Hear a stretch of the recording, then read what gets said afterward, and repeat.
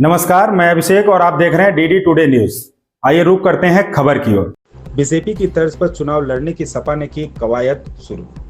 Bharatiya Janata party BJP ने देश और प्रदेश में आरएसएस संगठन के संरक्षण में लगातार चुनाव जीतने का रिकॉर्ड बनाया है। तमाम अटकलों के बावजूद बीजेपी ने तीसरी बार प्रधानमंत्री और दूसरी बार उत्तर प्रदेश में मुख्यमंत्री पद पर कब्जा जमाया है। इसी तर्ज पर समाजवादी पार्टी सपा ने आगामी 2027 के विधानसभा चुनाव के लिए अपनी रणनीतियां बनानी शुरू कर दी है।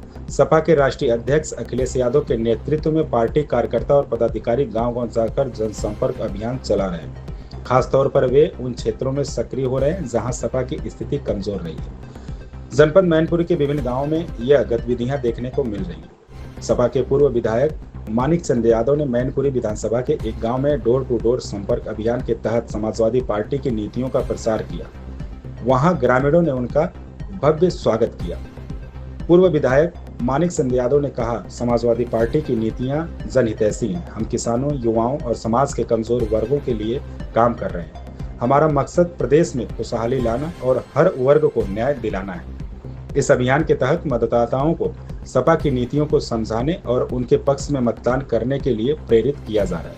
मानिक चंद यादव का यह बयान सपा की आगामी चुनावी रणनीति को साफ तौर पर दिखाता है।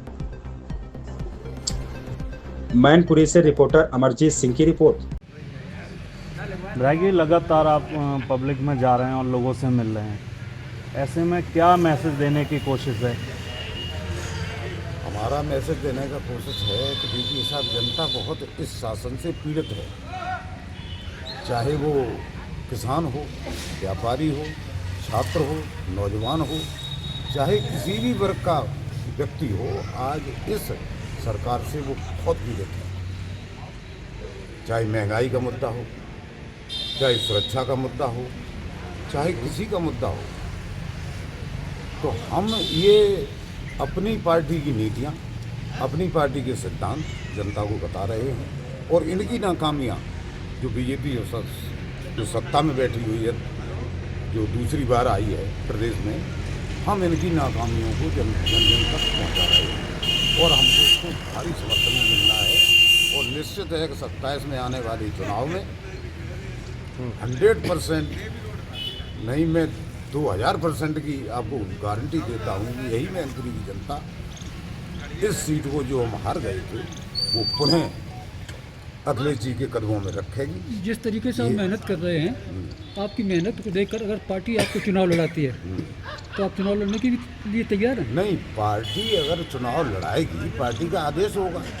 भाई हमारा नेतृत्व है, जब नेतृत्व की ही हम नहीं मानेंगे तो हमारा काहे का नेतृत्व को तो हमें स्वीकार करना पड़ेगा। जब हमारा नेतृत्व है और हमें अगर जो आदेश करेगा उसका तो पालन हमें करना पड़ेगा। चुनाव लड़ेंगे आप? अगर नेतृत्व आदेश करेगा तो चुनाव लड़ूंगा। मैं कमज़ोर नहीं हूँ और मैं भयभीत नहीं हूँ और न किसी को भयभीत करता हूँ। ईमानदारी से चुनाव लड़ूंगा, जम के जनता के साथ रहूँगा। अच्छा जी, इस मेहनत को आपकी चुनाव लड़ने की तैयारी मान लिया जाए तो? पार्टी की नीतियाँ, सिद्धांतों का प्रचार प्रसार जन जन तक पहुँचाना, ये है। 2 साल पहले से ही आपको लगा दिया गया है फील्ड में?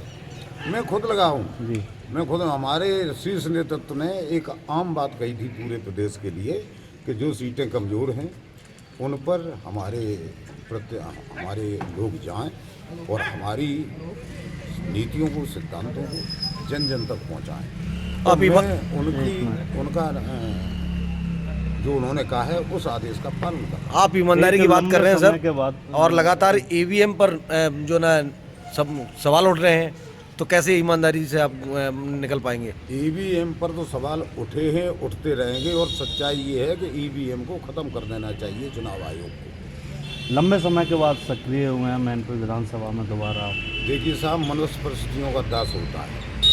हमको कहा गया कि आप राम की तरह वनवास में रहिए, तो मैं वनवास अपना काटता है। उन्होंने काटा 14 साल का, मैंने ज़्यादा। ठीक। अब हमें ये लगा कि हमारी पार्टी चाह रही है कि आपको सिंहासन दें, पार्टी के काम में हाथ बटाना चाहिए, तो मैं आ गया। इस खबर में बस इतना ही। बने रहिए डीडी टुडे न्यूज के साथ।